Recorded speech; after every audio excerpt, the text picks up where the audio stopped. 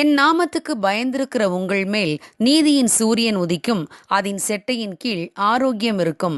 மல்கியா 4வது அதிகாரம் 2வது வசனம்.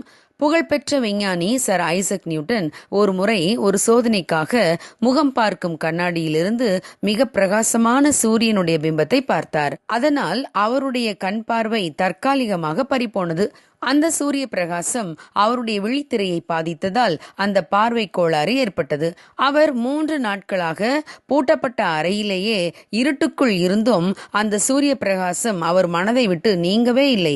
அந்த சூரியனை என் நினைவை விட்டு அகற்ற வேண்டும் என்று எவ்வளவோ முயற்சித்தும் அது என்னை விட்டு நீங்கவே இல்லை. நான் இருட்டறையில் இருந்தாலும் அந்த சூரியனின் பிரகாசம் என் மனதை விட்டு நீங்கவே இல்லை என்று அவர் கூறினார். அவர் இன்னும் ஒரு சில நிமிடங்கள் அந்த சூரியனுடைய பிம்பத்தை கூடுதலாக பார்த்திருப்பாரானால் அவருடைய கண் பார்வை நிரந்தரமாக போயிருந்திருக்கும்.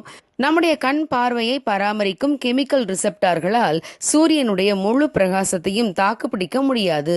ஆம் பிரியமானவர்களே, இதை போலவே நீதியின் சூரியனாகிய தேவன் இஸ்ரவேலருக்கு வல்லமையாய் வெளிப்பட்டார். அவர் பேசியபோது இடி மின்னல்களும் முழக்கங்களும் கேட்டது. அந்த காட்சியை இஸ்ரவேலரால் தாங்கிக் கொள்ள முடியவில்லை.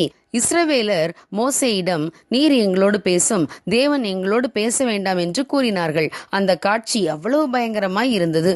உண்மையில் ஒருபுறம் தேவன் தமக்கு கீழ்ப்படியாதவர்களுக்கு பட்சிக்கிற அக்கினியாய் இருந்தாலும், மறுபுறம் தமக்கு கீழ்ப்படுகிறவர்களுக்கு 1000 தலைமுறை வரைக்கும் இரக்கம் செய்கிறவராய் இருக்கிறார்.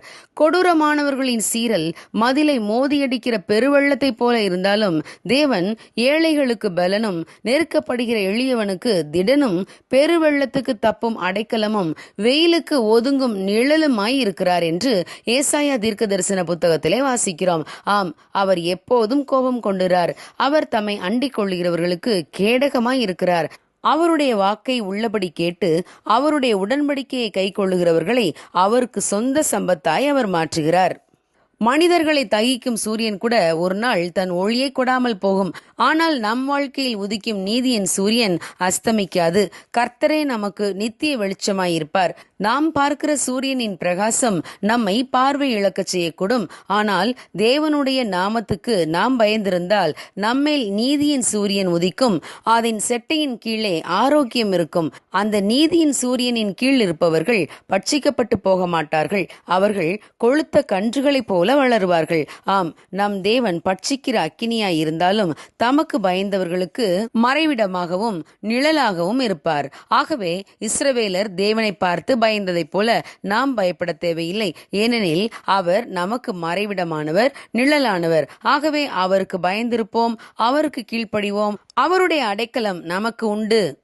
God bless you. Have a blessed day.